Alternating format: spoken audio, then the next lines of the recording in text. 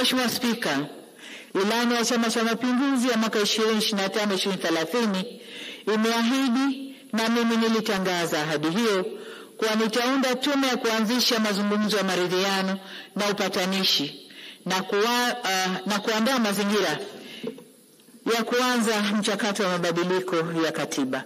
Hata hivyo, kutokana na uvunjifu wa amani uliotokea nchini, tunahitaji kwanza kufanya tathmini ya kina ili tujue kiini cha sababu ya kadhia hiyo, na ndipo tuunde tume ya maridhiano.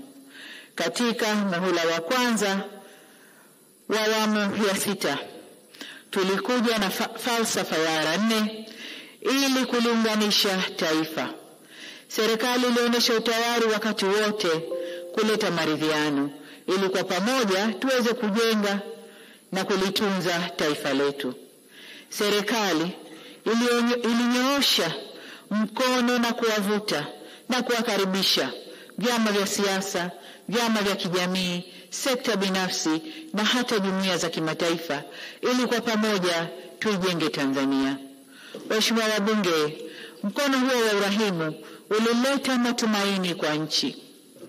Kabla ya baadhi ya wadau kuamua kuuachilia au kuuputa mkono huo, kwa kuwa wananchi wa Tanzania wamenipa ridhaa ya kuendelea kuongoza nchi hii, sitachoka kunyosha tena mkono wa maridhiano.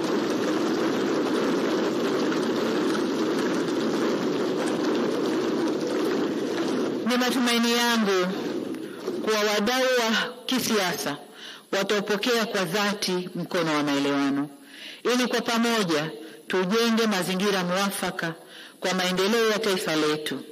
Tutajifunza kutokana na makosa na mapungufu ya taasisi zetu za kidemokrasia.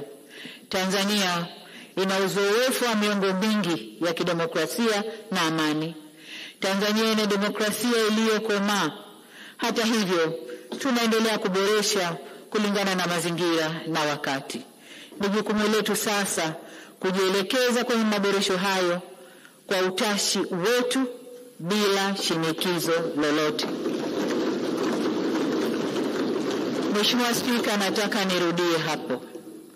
Tanzania imekuwa na miongo mingi ya kidemokrasia, limekuwa ni taifa la amani na utulivu wa kisiasa.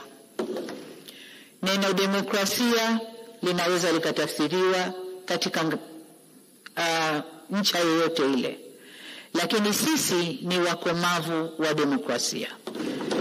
Pamoja na hayo, katika safari yetu ya kuendesha Tanzania kidemokrasia, tuko tayari kujifunza na kujirekebisha. Hivyo basi, niwaombe makundi yote ya Watanzania, hasa vyama vya siasa, tukae pamoja, tuzungumze, tuangalie tumekosea wapi, turekebishe, tuende na safari yetu ya taifa lenye amani na utulivu. Na hayo yatafanyika kwa kufuata mila, desturi zetu, miongozo yetu, kanuni zetu, mitindo yetu ya maisha, na sio kwa shinikizo. Mheshimiwa Spika, kwa kuwa zaidi ya 60% ya watu wa nchi hii ni vijana, tutaweka kipaumbele kwenye sera na programu zitakazopanua fursa za kiuchumi, kutengeneza kazi na ajira, kuongeza wigo wa hifadhi za jamii na kuwajengea kesho iliyo bora.